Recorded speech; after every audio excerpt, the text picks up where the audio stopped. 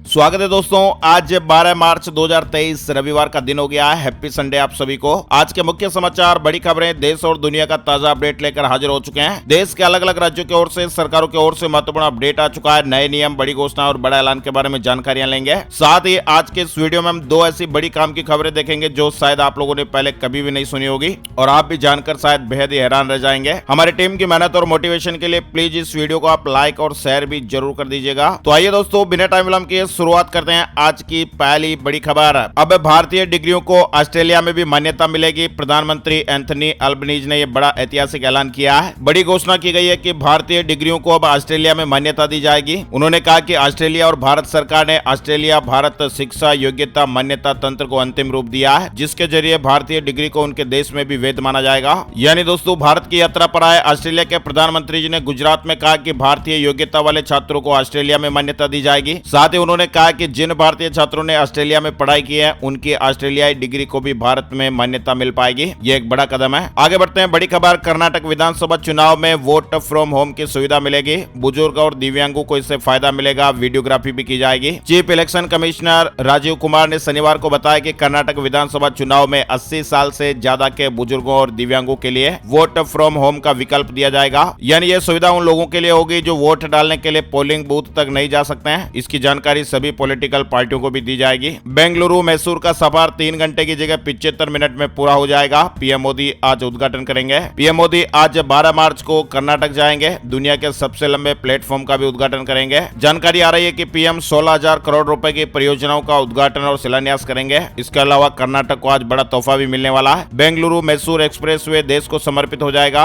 8,480 करोड़ रुपए की लागत से बन रहा है एक्सप्रेसवे 118 किलोमीटर लंबा है और अब बेंगलुरु मैसूर के बीच यात्रा का समय 3 घंटे से घटकर मात्र 75 मिनट का रह जाएगा। अमेरिका से बड़ी खबर आ रही है। यूएस का सिलिकॉन वैली बैंक बंद हो गया है। लगातार घाटे और फंडिंग ना मिलने से इस तरह के हालात पैदा हो गए। अमेरिका का 16वां सबसे बड़ा बैंक सिलिकॉन वैली बैंक को रेगुलेटर्स ने बंद करने के आदेश दे दिए हैं। यानी ये अमेरिका के इतिहास में साल 2008 के वित्तीय संकट के बाद अब तक का सबसे बड़ा फेलियर है। इस बैंक के शेयर गिरने की वजह से पिछले 2 दिनों में अमेरिकी बैंकों को स्टॉक मार्केट में 100 अरब डॉलर का नुकसान हुआ है। वहीं यूरोपियन बैंकों को 50 अरब डॉलर का घाटा हुआ है। यह बैंक अब 13 मार्च को खुलेगा, जिसके बाद अब सभी इंश्योर्ड डिपोजिटर्स के पास अपने डिपॉजिट निकालने की छूट होगी। 2.5 करोड़ रुपए तक की जो जमा राशि है वो वापस मिल जाएगी। यानी कि बैंक बंद होने के बाद भी ये जो पैसा है वो ग्राहकों को अब मिल जाएगा। लेकिन 2.5 करोड़ से जिनके ज्यादा इस बैंक में पैसे जमा है, उनको ये पैसा मिलेगा या नहीं मिलेगा ये फिलहाल तय नहीं है। अमेरिका के सिलिकॉन वैली बैंक से जुड़ा अपडेट है। यानी अमेरिका में ये बैंकिंग संकट पैदा हो गया है। शेयर भी धड़ाम हो गए हैं। इसी बीच एक खबर आ रही है, अमेरिका के इस दिवालिया बैंक को एलन मस्क खरीद सकते हैं। ट्वीट करके सिलिकॉन वैली बैंक को खरीदने की इच्छा जाहिर की है। वैसे आपको बता दें, इस बैंक के बंद होने का जो असर है वो अमेरिका ही नहीं पूरी दुनिया पर दिखाई देगा।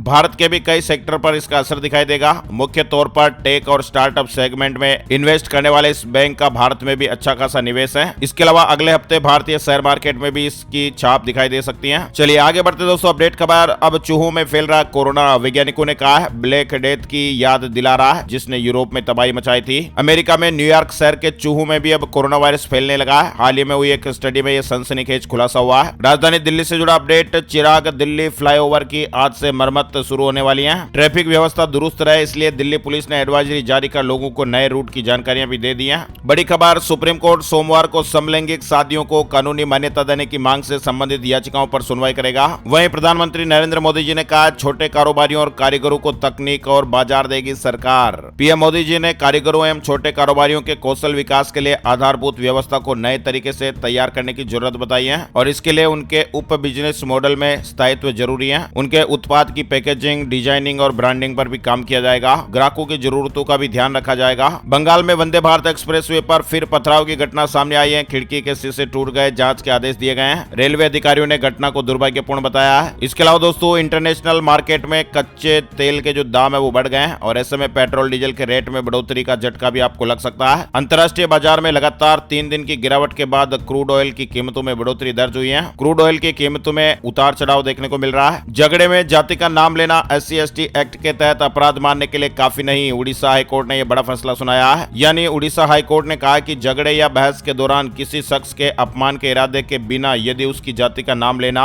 या उसे जाति के नाम के अचानक गाली देना SC/ST एक्ट के तहत आपराधिक केस के लिए पर्याप्त आधार नहीं बन सकता। कोर्ट ने कहा कि अपराधी का पीड़ित को अपमानित करने का इरादा होना होना चाहिए। 2 दिवसीय दौरे पर आज गोरखपुर आएंगे मुख्यमंत्री योगी आदित्यनाथ। स्टील प्लांट का उद्घाटन भी करेंगे। 2 दिवसीय दौरे पर मुख्यमंत्री योगी आदित्यनाथ रविवार को गोरखपुर आ रहे हैं। छत्तीसगढ़ से जुड़ी खबर आ रही है। 1 अप्रैल 2023 से ग्रामीण परिवारों का सामाजिक आर्थिक सर्वे होगा। मुख्यमंत्री भूपेश बघेल ने मुख्य सचिव को पंचायत एवं ग्रामीण विकास विभाग द्वारा तत्काल सर्वे की तैयारी शुरू करने को कहा है। बंगाल में एडिनो वायरस से 19 की मौत, बीमार बच्चों का आंकड़ा 10,999 तक पहुंच चुका है। टास्क फोर्स का गठन भी किया गया है। यानी पश्चिम बंगाल में आजकल एडिनो वायरस और सांस की बीमारी से बच्चों की मौत चिंता का विषय बना हुआ है। बंगाल सरकार ने बच्चों की बीमारी से निपटने के लिए शनिवार को टास्क फोर्स गठन करने का ऐलान किया। केरल से जुड़ी अलर्ट करने वाली खबर है। मार्च के महीने की शुरुआत से ही केरल में भीषण गर्मी पड़ने लगी है और इसे देखते हुए सरकार ने वहां पर हेल्थ एडवाइजरी भी जारी कर दी है। स्वास्थ्य मंत्री ने कहा कि लोग सुबह 11 बजे से दोपहर 3 बजे तक धूप में जाने से बचें। दिन में कई बार पानी पिएं, अतिरिक्त सावधानी बरतें। दरअसल दोस्तों, केरल के कुछ इलाकों में तापमान 54 डिग्री सेल्सियस को भी पार कर चुका है। दिल्ली से जुड़ी बड़ी खबर, एलजी ने दिल्ली सरकार से 15 दिन में बिजली सब्सिडी पर फैसला लेने को कहा है और कहा कि सिर्फ जरूरतमंदों को ही राहत मिले। सिर्फ जरूरतमंदों को ही बिजली सब्सिडी दी जानी चाहिए। इस मामले में दिल्ली के एलजी ने कहा कि केजरीवाल सरकार 15 दिन में फैसला लें। वेदर अपडेट भी आ रहा है। मौसम की जानकारी अभी विस्तार से आगे जानेंगे, लेकिन उससे पहले छोटा सा अपडेट। दिल्ली और बिहार समेत कई राज्यों में मौसम बिगड़ने को लेकर खबर आ रही है। आईएमडी ने आने वाले दिनों में बारिश की चेतावनी जारी की है। अगले 24 घंटों के दौरान पूर्वी भारत में गरज के साथ बारिश होने की संभावनाएं है और इसी बीच 14 मार्च तक पश्चिमी हिमालय क्षेत्र में भी बारिश और बादल गरजने की भविष्यवाणी की गई है। यानी भारत के दक्षिणी हिस्सों में 15 से 17 मार्च तक बारिश होने की उम्मीद है। मौसम विभाग ने कहा कि 13 और 14 तारीख को उत्तराखंड में बिजली गिरने के साथ ही ओलावृष्टि और कई इलाकों में बारिश होने की संभावनाएं है। 12 और 13 तारीख को जम्मू कश्मीर, लद्दाख, गिलगित बाल्टिस्तान और मुजफ्फराबाद में बिजली गिरने की संभावनाएं है। इसके अलावा 13 और 14 तारीख को हिमाचल प्रदेश और 13 मार्च को राजस्थान में भी मौसम बिगड़ने की खबरें हैं। किसानों के लिए बड़ी सौगात, इस राज्य में जमीन नहीं होगी नीलाम, सरकार एक्ट लाने जा रही है।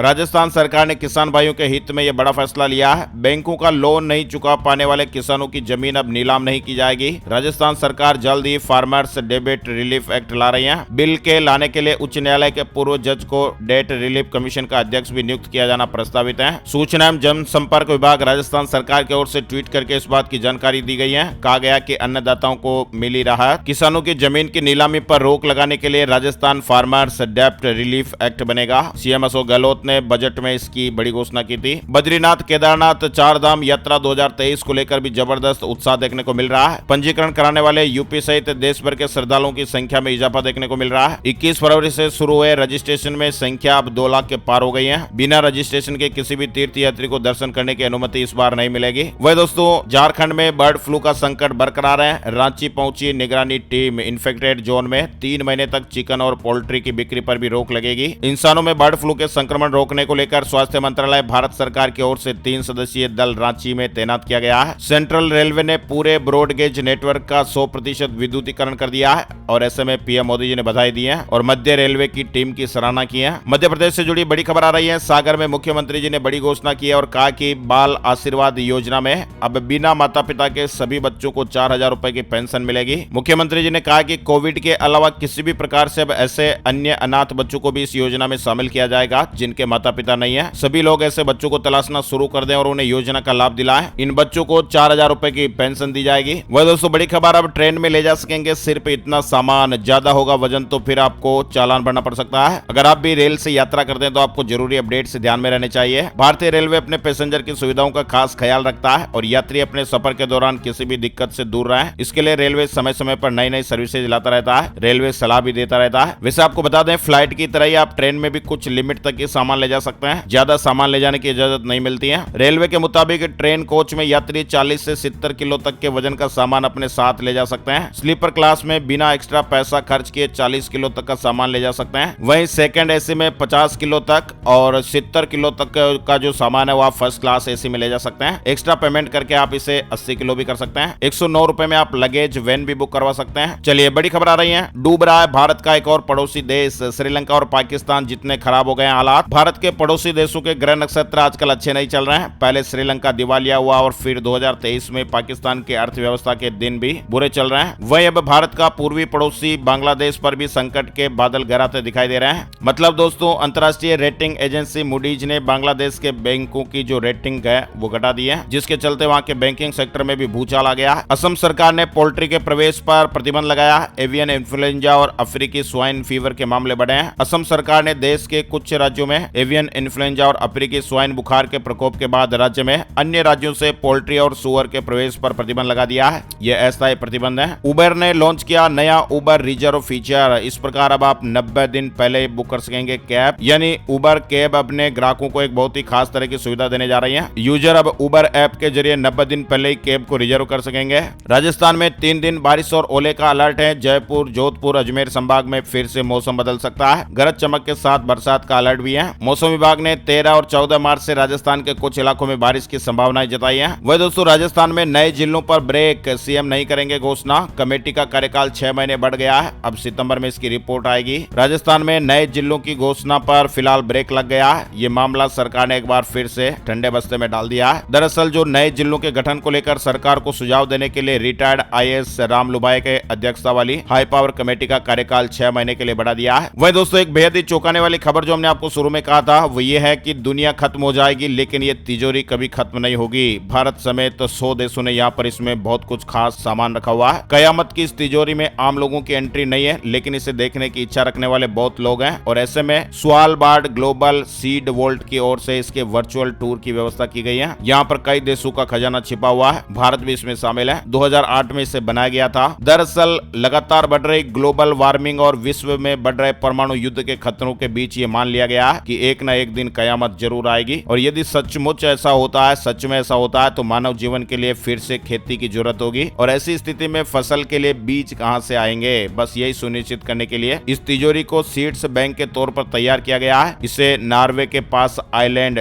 स्पिट्सबर्गन पर बनाया गया है। 100 देशों के यहाँ पर करोड़ों बीज आपको इसमें मिल जाएंगे। ये एक तरह का बीज बैंक है जो ऐसी विकट परिस्थितियों में दुनिया में फिर से पौधारोपण के लिए, बीज रोपण के लिए, फसलें उगाने के लिए बीज यहाँ से काम लिए जाएंगे। इसके लिए इस बैंक की स्थापना की गई है। चलिए अपडेट खबर की बात करते हैं। बंगाल शिक्षक भर्ती घोटाला मामले में टीएमसी का 5वां नेता गिरफ्तार। शांतनु बनर्जी पर ईडी की गाज गिरी है। हिमाचल प्रदेश में बाहरी वाहनों की एंट्री महंगी हो गई है। नए रेट 1 अप्रैल से लागू हो जाएंगे। 250 क्विंटल या इससे ज्यादा भारी वाहन के लिए आपको 600 रुपए चुकाने होंगे। यानी हिमाचल प्रदेश में एंट्री करने के लिए अब ज्यादा फीस चुकानी होगी। हिमाचल में टोल बैरियर की नीलामी के ठीक एक दिन बाद एंट्री टैक्स बढ़ा दिया गया है। WPL में 10 विकेट से जीती Delhi capitals. Women's premier league में दिल्ली कैपिटल्स ने गुजरात जॉयंट्स को 10 विकेट से हरा दिया है। वहीं अपडेट खबर है, दुनिया भर में भारत सुर्खियां बटोर रहा है। केंद्रीय मंत्री अनुराग ठाकुर जी ने इस तरह की बात कही है। बिहार के मरीजों के लिए खुशखबरी है। मरीजों का 161 टेस्ट फ्री में कराएगी बिहार सरकार। बिहार की राजधानी पटना के मरीजों को अब चिंता करने की जरूरत नहीं है। उनकी सेहत की चिंता बिहार सरकार करेगी। राज्य के सरकारी मेडिकल कॉलेज और अस्पतालों में अब कम से कम 161 अलग अलग जांच मुफ्त में की जाएगी। स्वास्थ्य विभाग ने हाल ही में सरकारी स्वास्थ्य केंद्रों में उपलब्ध विभिन्न प्रकार की परीक्षण सुविधाओं के नाम वाली एक पुस्तक लॉन्च की है। वहीं राजस्थान रोडवेज हुई डिजिटल। अब बस में भी आप ऑनलाइन पेमेंट कर सकते हैं। इस तरह की सुविधाएं मिल रही हैं। राजस्थान रोडवेज अपडेट आ रहा है। QR कोड से भुगतान की सुविधा की शुरुआत हो गई है। अब जेब में कैश नहीं होगा तो भी चिंता की कोई बात नहीं, आप ऑनलाइन पेमेंट कर सकते हैं। साधारण श्रेणी की बसों से लेकर ब्लू लाइन और सुपर लग्जरी बसों में इस तरह की सुविधाएं अब मिलने लगी है। ग्रेटर नोएडा से जुड़ी खबर, 4698 छात्रों को RT के तहत निजी स्कूलों में 12 मार्च को अलॉट होगी सीट। विद्यार्थियों और अभिभावकों के लिए अपडेट है। वहीं केंद्र ने H3N2 के बढ़ते मामलों के बीच कोविड-19 में क्रमिक वृद्धि पर चिंता जताई है। राज्यों को निर्देश दिए गए हैं और कहा गया है कि इससे तुरंत निपटने की जरूरत है। इस पर तुरंत ध्यान देने की आवश्यकता है। दरअसल आपको बता दें, हमारे देश में बीते 24 घंटे में 456 नए मामले सामने आए हैं। कोरोना को लेकर अपडेट है। उत्तर प्रदेश से जुड़ी खबर है। माफियाओं के बाद अब उत्तर प्रदेश के इन 15 शहरों में चलेगा बुलडोजर। जल्दी एक्शन लेने की तैयारी में योगी सरकार। उत्तर प्रदेश में योगी सरकार प्रदेश में अवैध निर्माण को लेकर भी काफी सख्त है। अब यूपी सरकार शहरों में अवैध निर्माण और इस तरह कॉलोनियों को बनाने वालों पर सख्ती करने की कार्रवाई में है। इसके लिए कड़ा कानून भी बनाया जाएगा। अवैध निर्माण को लेकर बुलडोजर से गिराने का अभियान भी तेज किया जाएगा। वहीं उत्तर प्रदेश में बिजली कर्मचारियों ने ऐलान किया है पूरे यूपी में 16 मार्च से करेंगे 72 घंटे की हड़ताल। खबर है कि दिसंबर में हुए समझौते को लागू नहीं करने से आक्रोशित प्रदेश के बिजली कर्मी 16 मार्च की रात से 72 घंटे की प्रदेश व्यापी हड़ताल पर जाएंगे। शनिवार को विद्युत कर्मचारी संयुक्त संघर्ष समिति की आम सभा में यह फैसला लिया गया। वहीं छत्तीसगढ़ हाईकोर्ट ने शिक्षक भर्ती में महिलाओं के 100% कोटे को रद्द किया, असंवैधानिक बताया। छत्तीसगढ़ हाईकोर्ट ने राज्य सरकार के नर्सिंग कॉलेजों में सहायक प्रोफेसरों और डेमोन्स्ट्रेटर के पदों पर भर्ती के लिए महिलाओं को 100% आरक्षण को रद्द कर दिया।